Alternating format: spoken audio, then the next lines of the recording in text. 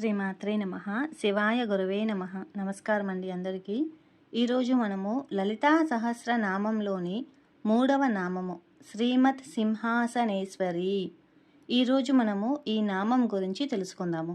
సరైన ఉచ్చారణ, పద విభజన, ఇంకా అర్థము, అక్షర గణితము, శాస్త్రీయ ప్రభావము, అక్షర శక్తి, ఇంకా జీవితానికి అన్వయము, అంటే ఈ నామం నుంచి మనము ఏమి నేర్చుకుంటాము అన్నది తెలుసుకుందాము. వీడియోని ఎక్కడా స్కిప్ చేయకుండా చూడండి, పూర్తిగా అర్థమవుతుంది. కొత్తగా చూసేవాళ్ళు మన ఛానల్ని సబ్స్క్రైబ్ చేసుకోండి. మీ అభిప్రాయం కూడా కింద కామెంట్ చేయండి. చాలామంది ఫలశ్రుతి శ్లోకాలు కూడా పద విభజనతో సరైన ఉచ్చారణతో చెప్పమని అడుగుతున్నారు. ఫలశ్రుతి మొత్తము మనకి 88 అంటే 88 శ్లోకాలు ఉన్నాయండి. మనము ఈ 1000 నామాలు పూర్తి చేసుకునే లోపు ఫలశ్రుతి శ్లోకాలు కూడా పూర్తి చేసుకుందాము.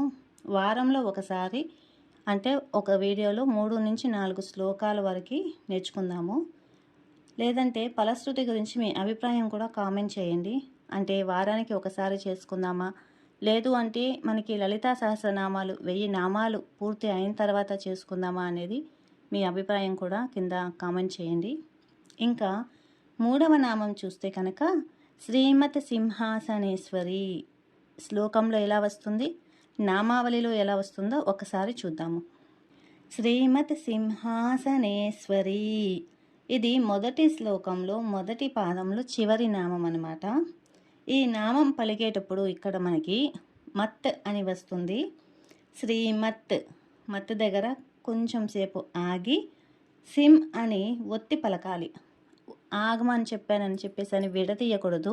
శ్రీమత్ సింహాసనేశ్వరి అనేసని, అంటే శ్రీమత్ దగ్గర ఊరికినే అలా కొంచెం గ్యాప్ ఇచ్చి సిం అనే దగ్గర ఒత్తై పలకాలన్నమాట. శ్రీమత్ సింహాసనేశ్వరి అలాగా. అదే కనుక మనము నామావళిలో చూసుకుంటే శ్రీమత్ సింహాసనేశ్వర్యై నమః అనేసని వస్తుంది. ఇక్కడ చివర రై అని స్పష్టంగా పలకాలి.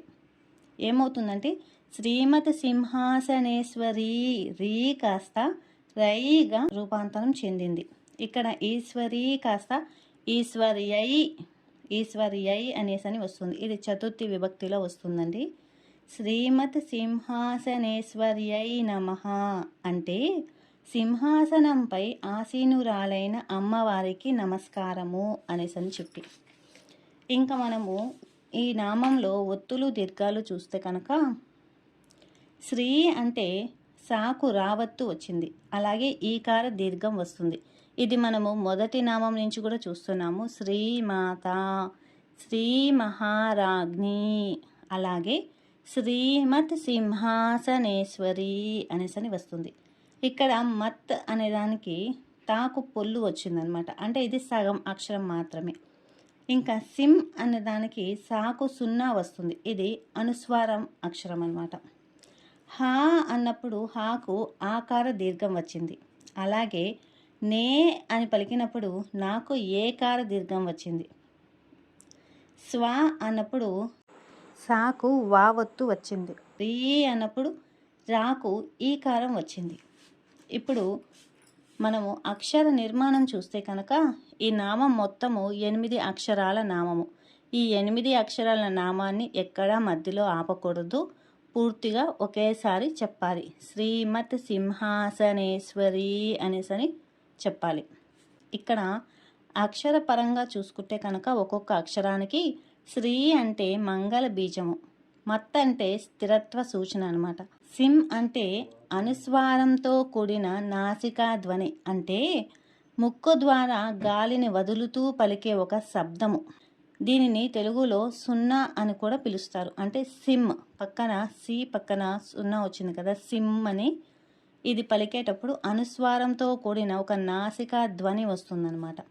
హా అన్నప్పుడు ఆకాశతత్వము, నే అన్నప్పుడు జ్ఞాన ప్రవాహము, స్వ అంటే శక్తి ప్రవాహము, రీ అంటే ఐశ్వర్య బీజము. అలాగే పద విభజన చూసుకుంటే కనుక ఈ నామాన్ని మనము శ్రీమత్ సింహాసన ఈశ్వరిగా విభజించవచ్చు. కానీ ఇదంతా ఒకటే నామము, 8 అక్షరాల నామం, ఎక్కడా కూడా ఆపకూడదు. అదొకటి మాత్రం గుర్తుపెట్టుకోండి.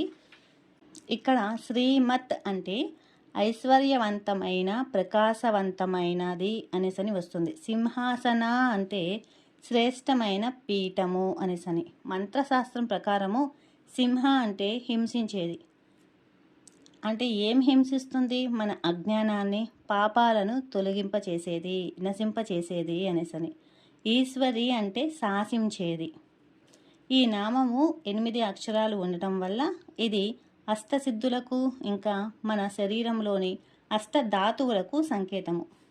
శ్రీమత్ సింహాసనేశ్వరి అంటే సర్వలోకాలపై పరిపూర్ణ అధికారం కలిగి పంచబ్రహ్మాసనం అంటే ఆమె కూర్చున్న పీఠము సామాన్యమైనది కాదు కదా. బ్రహ్మ, విష్ణు, రుద్ర, ఈశ్వరులు వీళ్ళు నలుగురు 4 కాలుగా ఉంటే సదాశివుడు పలకగా ఉన్న ఆసనం పైన అమ్మ కూర్చొని ఉంది. అంటే కొలువై ఉన్న పరాశక్తి అనేసని. అమ్మ కేవలము పాలకురాలు మాత్రమే కాదు, సర్వాధికారినికి మూలము ఆ జగన్మాత. అక్షర గణితంగా చూసుకుంటే కనుక ఈ నామంలో మొత్తము 8 అక్షరాలు ఉంటాయి. అంటే 8 అనే అంకె మనకు అష్టైశ్వర్యాలను, అష్టకోణ చక్రము అంటే శ్రీచక్రంలో మధ్యలో ఉండే అష్టకోణ చక్రము అంటే సర్వరోగహరణ చక్రము అనేసని. ఈ 8 అక్షరాలకు ప్రతిరూపము. న్యూమరాలజీ ప్రకారము సంఖ్యాశాస్త్రంలో 8 స్థిరత్వానికి చిహ్నము. సింహాసనం అనేది మనకు కదలనిది, స్థిరమైనది అనేసని. ఈ నామం జపం వల్ల జీవితంలో ఆర్థిక ఇంకా మానసిక స్థిరత్వం వస్తుంది, అంటే సిద్ధిస్తుంది అనేసని. అదే మనము శాస్త్రీయంగా చూస్తే కనుక, సైన్స్ పరంగా చూస్తే కనుక వెన్నెముక అమరిక ఇంకా పోస్చర్ అంటే వెన్నెముకకు ఆరోగ్యము ఈ మంత్రోచ్చారణ ప్రభావం అన్నమాట. ఈ నామంలోని సింహాసన అనే పదము ఉచ్చరించేటప్పుడు సహజంగానే మన శరీరము నిటారుగా మారుతుంది. నామజపం చేసేటప్పుడు వెన్నెముక నిటారుగా ఉండడం వల్ల మెదడు నుండి శరీర భాగాలకు వెళ్ళే నరాల సంకేతాలు ఎటువంటి ఆటంకాలు లేకుండా ప్రవహిస్తాయి. ఇది మన శరీరంలోని సెంట్రల్ నర్వస్ సిస్టమ్ను బలోపేతం చేస్తుంది. ఈ నామంలోని సిం ఇంకా స్వరీ అనే అక్షరాలు గొంతులోని విశుద్ధ చక్రం వద్ద స్పందనలు కలిగిస్తాయి. ఈ ధ్వని తరంగాలు గొంతు భాగంలో ఉన్న థైరాయిడ్ ఇంకా పారాథైరాయిడ్ గ్రంథులపై అల్ట్రాసోనిక్ మసాజ్ లాగా పనిచేస్తాయి అన్నమాట. దీనివల్ల థైరాక్సిన్ హార్మోన్ ఉత్పత్తి సమతుల్యం జరిగి శరీరంలో మెటబాలిజం అనేది మెరుగుపడుతుంది మనకి. ఈ నామంలోని 8 అక్షరాల కలయిక ఒక ప్రత్యేకమైన రిథం కలిగి ఉంటుంది. ఈ లయబద్ధమైన ధ్వని మెదడులోని ఆడిటరీ కార్టెక్స్ను ప్రేరేపిస్తుంది. ఇది మన మెదడులోని ఎడమ ఇంకా కుడి భాగాల మధ్య సమన్వయాన్ని పెంచుతుంది.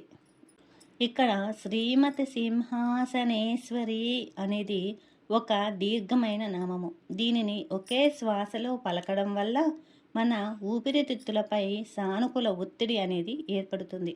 సింహాసన అనే భావనతో ఈ నామం జపించడం వల్ల సెరోటోనిన్ వంటి ఫీల్ గుడ్ హార్మోన్స్ విడుదలవుతాయి. అంటే సింహాసన అంటే ఇక్కడ సింహం వలె గంభీరంగా ఉండడము అనేసని. దీన్ని మానసిక భావనతో నామజపం చేయడం వల్ల శరీరంలో సెరోటోనిన్ వంటి ఫీల్ గుడ్ హార్మోన్స్ విడుదలవుతాయి అన్నమాట.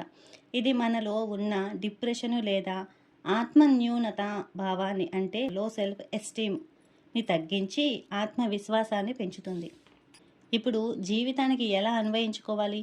ఈ నామం నుంచి మనము ఏమి నేర్చుకుంటాము అంటే స్థిరత్వం అనేది నేర్చుకుంటాం. సింహాసనంపై కూర్చున్న రాజు లేదా రాణి ఎలా నిశ్చలంగా ఉంటారో మనం కూడా క్లిష్ట పరిస్థితుల్లో మనసును అంతే స్థిరంగా ఉంచుకోవాలని నేర్పుతుంది. ఆత్మగౌరవం కోసం భయం లేని సింహం వలె బ్రతకాలని బోధిస్తుంది. ఈ నామం సాధన చేయడం వల్ల మనకు మానసికంగా ఇంకా ఆధ్యాత్మిక స్థిరత్వం అనేది లభిస్తుంది. ఇప్పుడు చివరిగా అండి త్రిశక్తి ధ్యానము అంటే మనం ఇప్పుడు 3 నామాలు నేర్చుకున్నాము. శ్రీమాత, శ్రీ మహారాజ్ఞి, శ్రీమత్ సింహాసనేశ్వరి అనేసని. ఈ 3 వచ్చి త్రిశక్తులు. అంటే ఈ 3 మొత్తం నామాలు కలిస్తే 16 అక్షరాలు అవుతాయి. మొదటి నామము 3 అక్షరాలు, ఇంకా రెండవ నామము 5 అక్షరాలు, చివరి నామము అంటే 3వ నామము 8 అక్షరాలు. ఇవి మొత్తం కలిపి మనకు 16 అక్షరాలు అవుతాయి. శ్రీ విద్యలో అమ్మవారిని షోడశి అని అంటారు. ఈ 3 నామాలు చదివితే మనము అక్షర గణిత పరంగా సంపూర్ణ శక్తిని ఆవాహన చేసుకున్నట్లే. అంటే 16 అక్షరాల శక్తిని మనము ఆవాహన చేసుకున్నట్లే అన్నమాట.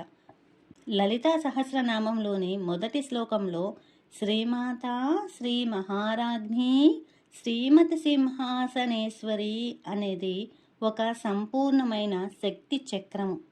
ఈ 3 నామాలను కలిపి త్రిశక్తి ధ్యానము అంటారనమాట. దీని వెనుక ఉన్న సృష్టి రహస్యాలు ఇప్పుడు మనము కొంచెం తెలుసుకుందాము. త్రిశక్తుల సమన్వయం. ఈ 3 నామాలు అమ్మవారికి 3 ప్రధాన విధులు. ఇలాగా సృష్టి, స్థితి, లయలను సూచిస్తుంది. శ్రీమాత అంటే ఒక తల్లి బిడ్డకు జన్మనిచ్చినట్లుగా ఈ విశ్వాన్ని సృష్టించిన శక్తి. ఇది మన శరీరంలోని మూలాధార చక్రానికి సంకేతము. శ్రీ మహారాజ్ఞి సృష్టించిన విశ్వాన్ని ఒక రాణిలా క్రమశిక్షణలో పాలించే శక్తి. ఇది మన హృదయ చక్రానికి సంకేతము. శ్రీమతి సింహాసనేశ్వరి అజ్ఞానాన్ని నశింపచేసి జ్ఞానాన్ని ఇచ్చే అత్యున్నత శక్తి. ఇది మన ఆజ్ఞా చక్రానికి సంకేతము. ఈ 3 నామాల అక్షరాల కలయిక ఒక శక్తివంతమైన మంత్రాన్ని నిర్మిస్తుంది. శ్రీ విద్యలో షోడశి 16 అత్యంత పవిత్రమైన సంఖ్య. ఈ మొదటి 3 నామాలను జపించడం వల్ల మనము అమ్మవారి సంపూర్ణ షోడశాక్షరి మంత్రాన్ని జపించినంత ఫలితం వస్తుంది. మనము ఎన్ని జపాలు చేసినా, పూజలు చేసినా, సాధనలు చేసినా చివరిగా మొత్తం అయిన తర్వాత లోకా సమస్త సుఖినో భవంతు అని చెప్పాలి. నెక్స్ట్ వీడియోలో మనము 4వ నామం గురించి నేర్చుకుందాము. శ్రీమాత్రే నమః. శివాయ గురవే నమః. సర్వం శ్రీ లలితార్పణమస్తు.